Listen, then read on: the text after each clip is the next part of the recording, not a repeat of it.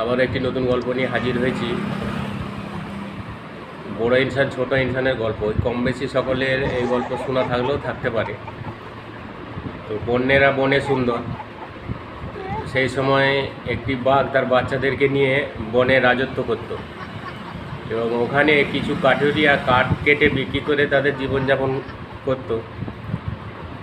এবং বাঘ একসময় তার বাচ্চাদেরকে বলে যে আমরা ছোট ইনসান, আমাদের থেকেও বড় ইনসান আছে। বাচ্চারা বলে যে না, আমরাই বড় ইনসান, আমাদের থেকে আবার কে বড় ইনসান আছে। তখন বাঘ বলে যে না রে, আমাদের থেকেও বড় ইনসান আছে, তারা ব্যাপক কলখাটি জানে। তো এই মতো অবস্থায় কিছু কাঠুরিয়া কাঠ কাটতে গেছে এবং কেটে জড়ো করে রেখেছে। কিছু কাঠ এমন ছিল যে কোনো মতে সেই কাঠগুলোকে তারা কাটতে বা চেলাতে পারছিল না। তো এই মতো অবস্থায় কিছুটা করে ফেড়ে এবং কুড়োল সেখানে রেখে তারা বাড়ি চলে যায় খাওয়ার জন্য।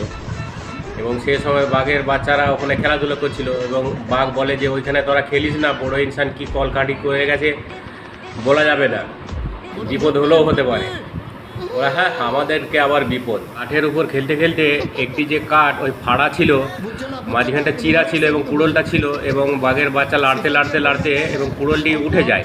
সে সময় বাঘের বাচ্চার ঝলাটি ওখানে চিপে যায় এবং ব্যাপক যন্ত্রণা হয়। বাঘ তখন বলেছিলাম ওখানে খেলিস না, কোনো বিপদ হতে পারে, কোনো বড় ইনসান কলঘাটি করে গেছে, দেখ বড় ইনসান বলে কিছু আছে না নাই। তখন বাঘের বাচ্চা বলে হ্যাঁ, বড় ইনসান বলে কিছু আছে।